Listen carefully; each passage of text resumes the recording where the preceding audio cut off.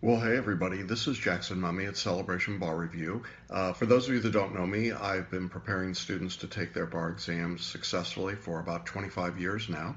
And today I thought I would use this Facebook Live opportunity to answer a question really that I put to my students just in the last 24 hours, and to invite you, if you're on Facebook Live, go ahead and participate as well. But I asked my students the question, what's your biggest remaining challenge when it comes to studying for the bar? And I got some fabulous responses back from people, and I wanted to share with you some of the things that I said to the people that I was writing back to, and I thought it would be useful for everybody.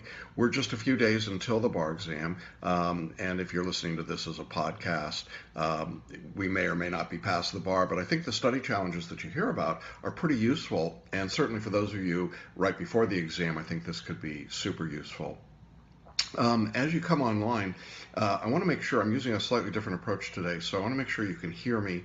For some reason you can't, just type into the box and let me know that, but I'll assume everyone can. And if you have a particular study challenge with a few days until the bar, go ahead and type it in there. I'm using this different approach so that I can actually see comments if they come up, and I'll try and respond to them, and we'll go for a few minutes and just talk about some of the things that people have said that are their biggest remaining study challenge. Well, one person wrote to me and said, my biggest challenge right now is knowing what to focus on and whether or not I'm choosing the right things to focus on. I think that's a great question and a great place to start. What do you focus on here at the end? The answer to that is focus on what you don't know or what you're least comfortable with. I think what a lot of people try to do at the end is that they try to spread their studying out over too broad a base. They try to learn everything or to do the entire course or the entire course of study multiple times. That's not a good plan. And so what you want to do, I think, is take the subjects that you're studying, put them in reverse order of the subjects I like the least or I'm least comfortable with, and work in reverse order from those. So if you don't like a particular subject or you're not comfortable with it, this student was talking about con law as being pretty tough for them. If that's the case, go ahead and work through that and put that at the top of your list and do a little bit in that subject. Don't try to study the entire subject, but just look at the parts of the subject where you're still having trouble. In other words, it's kind of like a funnel. You're trying to narrow down here at the end. So what do you focus on right now? That's what you focus on, what you know the least. Another question I got, my biggest challenge right now at this point is to stay focused and study in a general and specific manner, sort of at the same time, without getting into information overload. Yeah, that's a good challenge as well. How do you stay focused, studying generally and not getting into information overload? Well, one of the tricks here at this point is to recognize that you can't put more information into your brain for most people. If you've been using that idea of the prefrontal cortex and putting more information into your conscious brain, there is a finite limit. Now, as you've heard me say, I think that you should be using your genius mind, your non-conscious brain, and when you do that, you can keep adding information. If you're a photo reader, you would continue to photo read your outlines. If you're just generally reading, I would skim outlines rather than going into great detail on them. I think that all you're trying to do is hit the high spots right before the exam, and if you're doing that, I think that will help you. Information overload occurs for people when they start trying to get too much detail. They start trying to cover ground that they've already covered. Remember that the exam is not about what you've memorized, and it's not about what you can recite. Therefore, you don't need to be locked into that particular model or viewpoint of studying. So that's one of the things there that I think you can do. Got another question. Travis said, well, my biggest challenge is going to be staying calm, staying out of my own head, relying on my abilities, not psyching myself out before the exam. Yeah, that's a big challenge, to stay calm and stay out of your own head. How do you do that? Well, certainly as we're talking a few days before the test, I think that you want to wind down your studies in gradually incremental approach. That is to say, you do less studying on Saturday than you did on Friday, less on Sunday than you did on Saturday, less on Monday than you did on Sunday. Beyond that, I think this is a good time to do something nice for yourself. if you would benefit by having a couple hours at the movies, or dinner with a spouse or partner or friend. If you want to spend time with the kids, if you're doing some activity that gets you out of your own head, out of your own world, that's actually beneficial. And sometimes there's this guilt that comes with that we start saying, well, if I'm not studying, I'm doing something wrong. Not necessarily. I think that when you've got a balance to your work and your study, when you know that you're ready, it's a good time to kind of cut back, get out of that process, and keep moving. For people who might be listening to this later, who are just earlier in the study process, you might say, well, I got to study all the time right now. No, that's not true. Perspective is always good, and always keeping this balance between what you're doing with the bar study and what you're doing in the rest of your life is probably a good thing to be doing. How about relying on your abilities and not psyching yourself out? Absolutely. There's going to be, and I've said this in many other places, there will be drama at the bar exam, no matter where you're taking the bar or when you're taking it. There'll be drama. And people can psych themselves out. And it's really a dangerous head game to get in, that you think, oh, I've got to be perfect. I've got to know it all. I've got to be ready for everything. Well, the reality is you're going to be ready for what you're ready for, and you do the best you can do, and you leave it all at the exam, and then you're done with it. And I think if you've been studying, if you've been practicing, if you've been following the course, whatever course it is, then you should go in relatively confident, and confident at least that you can do what you need to do. So that would be my thought there. Jennifer wrote to me. She had an interesting response. She said, well, my nerves catch me off guard, and it results in my persistent need to speed through my reading. I think this is also a pretty big challenge for people. My approach to reading and taking, particularly the MBE, again, that I've said to many of you that are in our course, to all of you in our course, but certainly to others as well who've been listening and watching, is that you should read the questions slowly and carefully. You should read the answer choices, the 4 answer choices, slowly and carefully. Then you should act quickly, only after you've read everything slowly and carefully. Now, sometimes people get that confused and they think, well, what I have to do is I have to read really quickly so that I can figure out which questions are hard and skip those, and then I can figure out which questions are easy and try and answer those. And, inevitably they end up running out of time in 3 hours to do 100 questions. If you're using the intuitive method that we teach, you should finish 100 questions in about 2.5 hours or less. And that can be done very comfortably without having this sort of state of anxious reading, this state of nervousness and problems that I think people get themselves into. And so what you want to do is just take a deep breath, relax at the start of the exam, and just work very slowly, very methodically. The same is true for the essays. Working slowly and methodically will get you there. You don't need to be in a race to get all this done. In fact, I'm rather amused sometimes when I hear people talk about, that was a racehorse essay. What is that? I don't know. It's something that somebody made up somewhere. An essay is an essay. You just work through it step by step, doing the same things that you always have to do. Now, as for this idea of my nerves catching me off guard, well, why do they catch you off guard? You're nervous. So what you want to do, again, is get yourself in a calm, steady state. You want to be focused on your work. Again, don't get caught up in the drama of the bar exam. Don't get caught up in the drama of sitting there with the proctors and all the other things going on and building up to that anticipation. Just nice and calm, easy breathing, thinking about what you've got to be doing. That is perfectly sufficient, and I think that you can be very successful if you do that. Mark wrote to me and he said, I think my biggest challenge is retaining all the information that I've put in over the last 3 months. And I feel like when I put in more, I'm forgetting other things.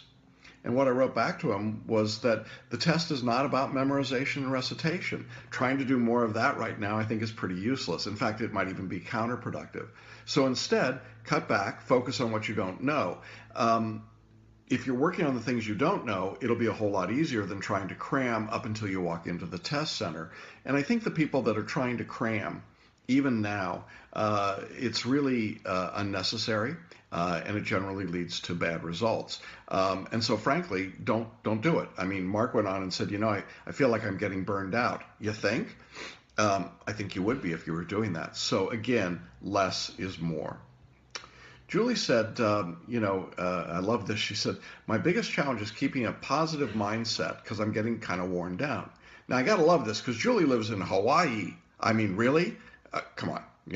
I think I could keep a positive mindset in Hawaii, but nonetheless, it can happen anywhere, no matter where you are. I'm not picking on you, Julie. I'm just saying.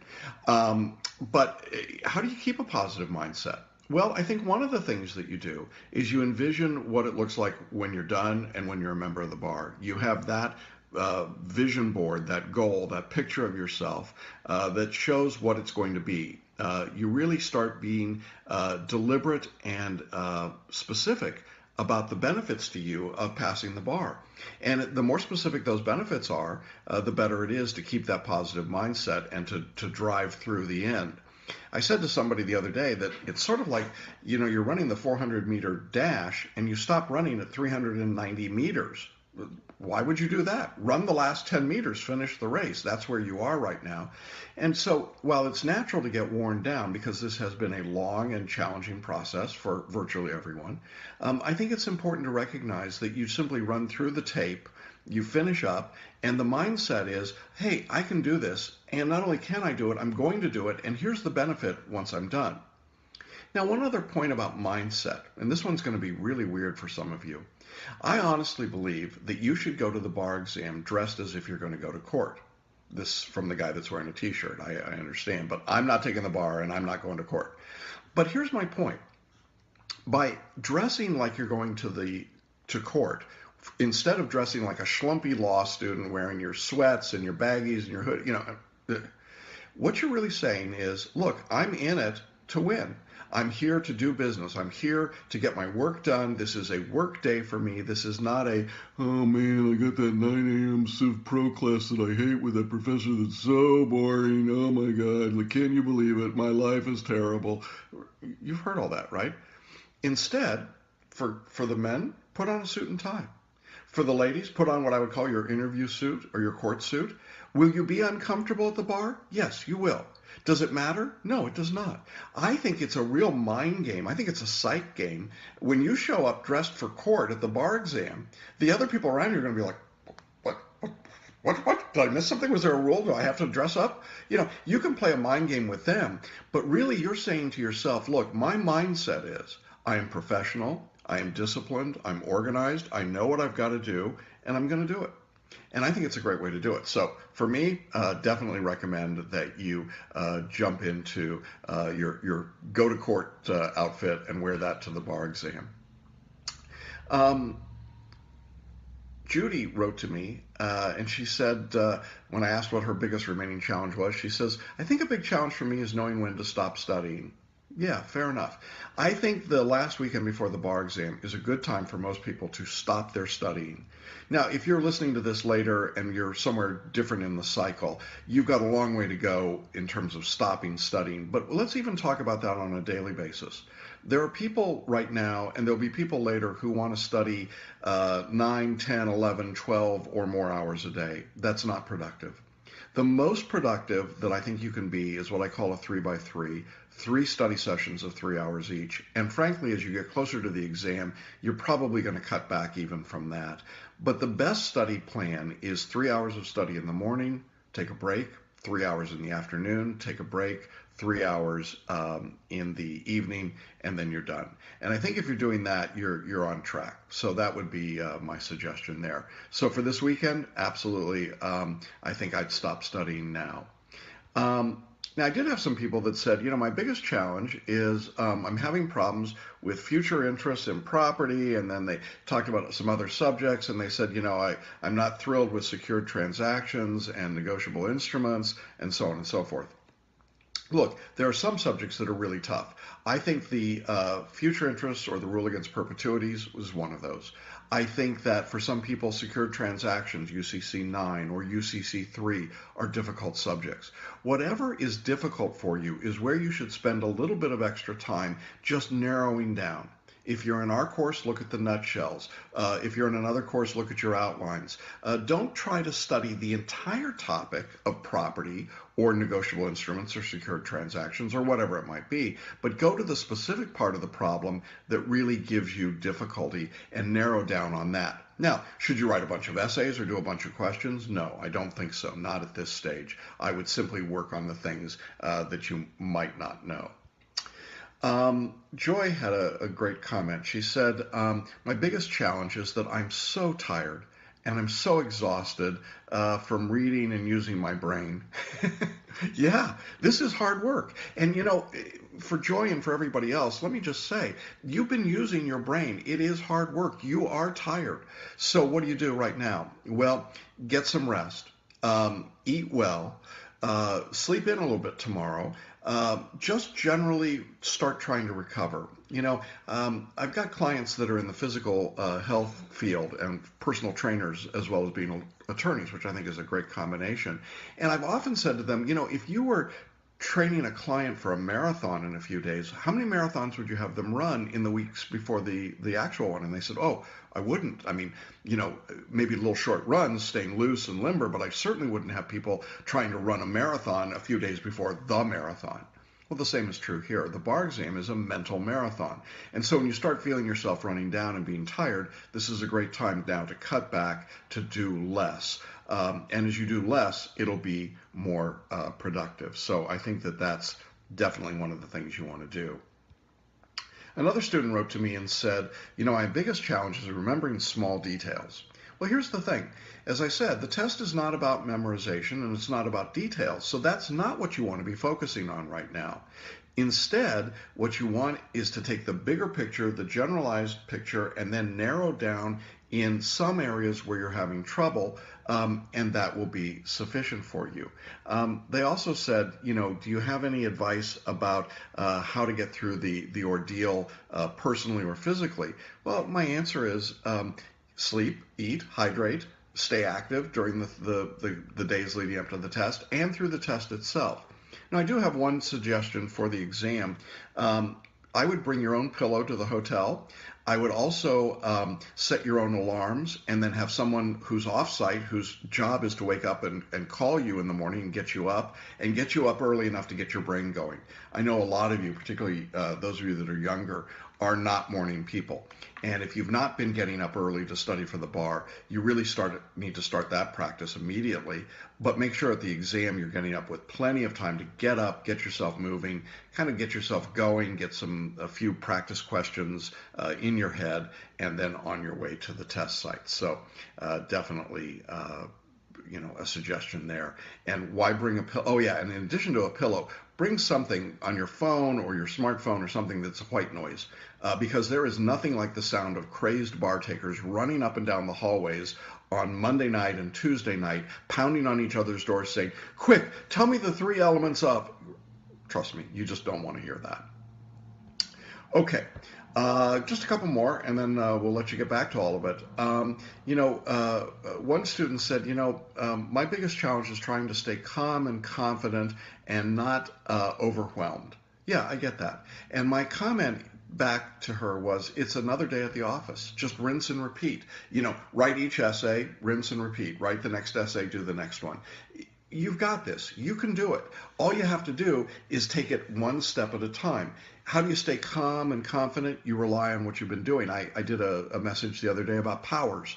You've got powers. Use your powers. Use your genius brain. Use your self-control. Use the process that you've been learning. And if you haven't seen that, make sure you check out that video.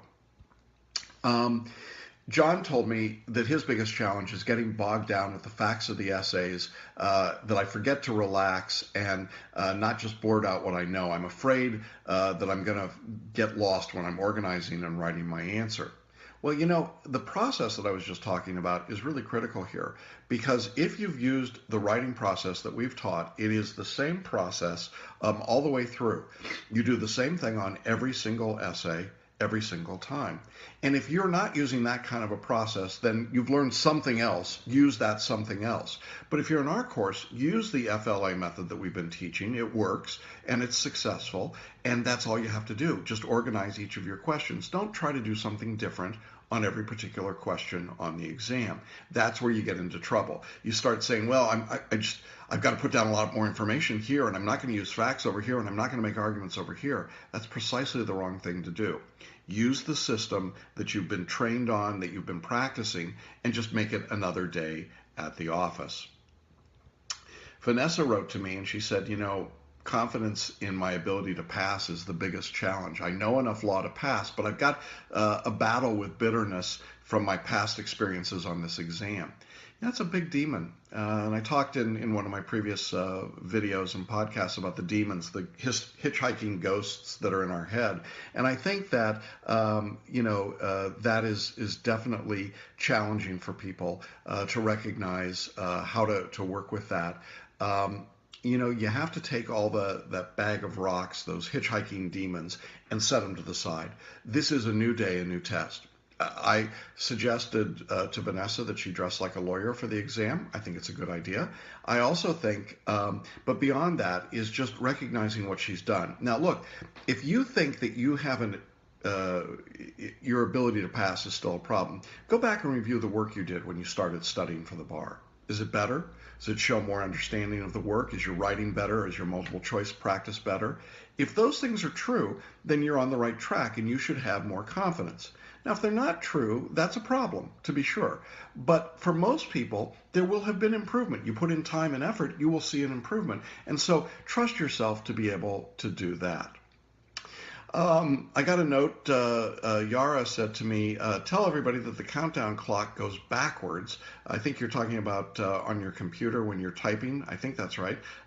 You practice normally with a forwards clock. Okay, so there's a good hint for you. Use the recognize the countdown clock goes backwards. Yeah, whatever that means. Okay, let's see. Some of you, when I asked what your biggest challenge was, the big clock she's talking about. Okay, the big clock in the room. Okay, this is in Florida. If you're in Florida where nothing works normally or regularly and all things go backwards. Okay, biggest challenge is, let's see, what else do we get here? We had some interesting ones. My biggest challenge, being confident and not second-guessing myself. Oh, yes. I want to just talk about this briefly. On the multi-state, do not second-guess yourself. Select your answer, put it on your Scantron bubble sheet, move on, do not change it, do not ever change it, do not ever, ever change it. Leave it and move on. That's the intuitive method in part. Absolutely don't want you going back and second-guessing yourself. Let's see.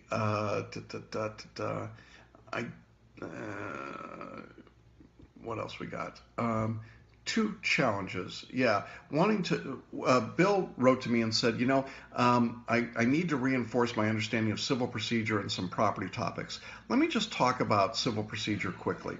I think this is a relatively easy subject on the multi-state. I've said that many times in many places, but the reason essentially is because it's statutorily based. That means there's not a lot of room for interpretation. It's a rule-based subject. I would rather have 27 civil procedure questions than 6 more property questions, just personally.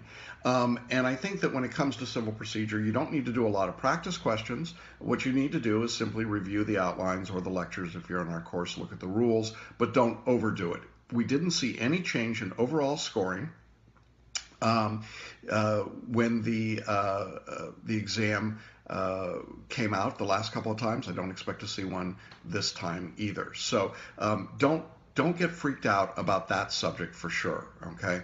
Property, property's tough. I'm with you there. I got that totally. Let's see. Another question, biggest challenge. Somebody said, my biggest challenge is understanding what's changed on the New York bar exam. Is it Munch's scream? Listen, there is no New York law in the New York bar exam anymore. It's called the uniform bar exam. It's the same test they're taking in Hawaii and Arizona and a whole bunch of other states that have nothing to do with New York and are nothing like New York. If you're taking the New York bar exam in July of 2016 or later, you are taking the uniform bar exam. There is no New York law. So if you've been studying New York law like admin law or CPLR or whatever, UCC 3, hey, newsflash, it's not there. It's not going to be on the exam. And for goodness sake, please do not answer based on New York law. That's not what they're looking for. That's not what they're testing. It is completely different. So I just want to make sure that everybody that's taken that New York exam, I know you guys are like, New York's, New York, New York, okay, but not on this bar exam, okay? Everybody got that? All right. Well, I think I've gotten most of lot of comments from students, a lot of great questions from people. How do I maintain and improve my MBE score? Yeah, well, maintaining it this weekend is just by doing a little rough, patch up, look at the questions that you missed and the answer explanations. You're not going to really improve scores a lot at this point. It's just maintenance more than anything else. And I would say in general, that's what this is the way it's going. Another question was, is it normal to feel done? Yes, it is absolutely normal to feel done. You should be feeling done. And I think if you feel done, that's a good sign. It's sort of like, let's just go. One student, David, said to me, look, my biggest challenge is boredom. I'm ready to take the exam. And I agree. That's definitely a big thing. Another student said, I'm trying to not overstudy and I'm taking time to relax. Absolutely. Schedule the relaxed time. A massage day, a spa day today would be a great thing to do as well. One last one here. A student said, I'm calm and confident. My biggest challenge is with the MPTs. I know that many of you are concerned about performance tests or multi-state performance tests. Here's my suggestion for this weekend. I would not write more than one of those if you even did that, but I would definitely read several performance tests from your materials. Read them to see the pattern, the approach, get a feeling for what the question was. If you're in our course materials, we've got the examiner point sheets and note sheets. I think that's helpful. In California with the performance test, we've got model and sample answers for you to look at. But I would not try to write anything more than one, and if you really don't feel up to writing even one, I think that's perfectly okay. All right, well, appreciate all of you that have been online and your questions and comments. I appreciate all of you who've replied back to my question to you about your biggest challenge. This was really an interesting experiment for me to send this note out, and boy, what's your biggest challenge? But the interesting thing I think is how many of our students really are saying, I'm pretty confident, I'm feeling pretty good, I feel like I'm ready to be done, I think I'm ready for the test. That's exactly what you want right now at this weekend. You want to be thinking and be thankful for what you've accomplished. Be thinking about what an exciting opportunity this is next week to demonstrate your skills and how cool it's going to be when you get that passing results letter. And I'm looking forward to that as well. Been a lot of fun talking with you and working with you. Thanks for your notes and comments today. And I wish all of you that are taking the exam in just a few days the very best on your bar exam. And for those of you that are just starting the journey with us or just starting the journey generally, we're excited to have you be part of our process as we go. Best wishes and have a great time. Bye-bye.